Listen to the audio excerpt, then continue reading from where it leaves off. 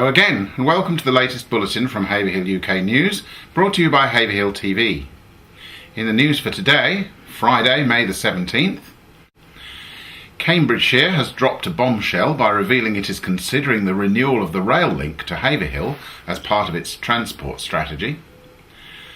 Staff and directors from the Castle Partnership raised over £4,000 by their moonride, an overnight charity cycle from London to Cambridge.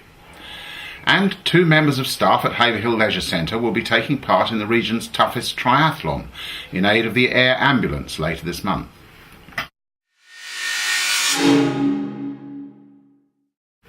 A top-level strategy document about future transport plans in South Cambridgeshire focuses on the Cambridge to Haverhill corridor and the renewal of the rail link. Representatives and officers from Cambridgeshire County Council, South Cambridgeshire District Council and Cambridge City Council, who make up their joint strategic transport and spatial planning group, met on Wednesday to consider a draft transport strategy to underpin the council's development plans to 2031.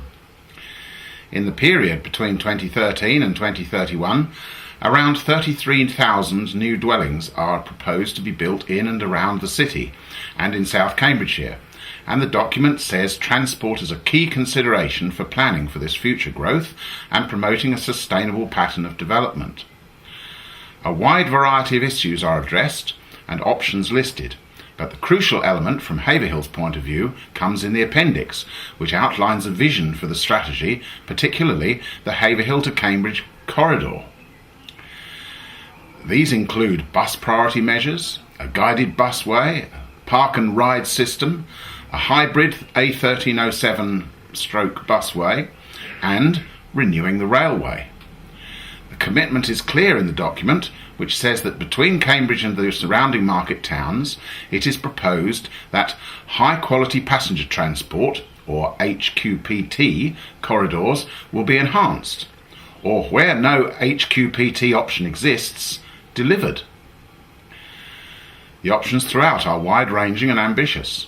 There is mention of new railway stations and also of a dual carriageway city outer ring road which would link Trumpington, Addenbrooks and Cherry Hinton via a tunnel under the Gog Hills if required. The visionary approach is in stark contrast to the absence of planning for Haverhill to Cambridge transport links noted in the new Suffolk Transport Policy and in St Edmundsbury Borough Council's Vision 2031 document, although that does include a commitment to work with Cambridgeshire authorities on improvements to the A1307. A group of 11 staff and directors from the Castle Partnership Academy Trust have completed the Moonriders London to Cambridge Challenge to raise funds for charity. The challenge was to cycle from Hackney Marsh in London to Long Road in Cambridge overnight. The group was led into action by Andrew Barrett, team leader for PE, who pulled staff together to support the event. The Castle Partnership Moonriders, as they became known, were prompted by personal experiences to raise money for various charities that support causes close to their hearts. Initially, the group comprised teachers and staff at the Academy, but a chance conversation with a member of the Castle Partnership Academy Trust Board of Directors prompted 2 directors to become involved as well. The team have raised over £4,000 between them, which will be split between Breakthrough Breast Cancer, East Anglian Children's Hospice, Macmillan Cancer and Prostate Cancer UK. They were supported in their preparation for the ride by Aerocycles and Chapman's, with equipment and support, and former Castle Manor student Katie Ditchman with sports massage. The leader of St Edmundsbury Borough Council, Councillor John Griffiths, has announced a strengthening of the council's cabinet to provide sustainable growth.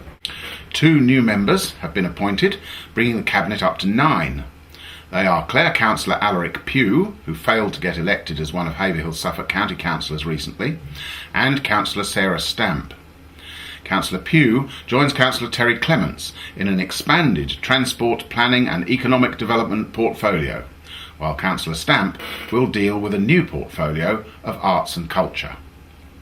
And finally, training for your first triathlon with your mother-in-law may not at first sound like the perfect situation, but for Glenn Bradley and Denise Garnham, who have worked together for 3 years, has been a lot of fun.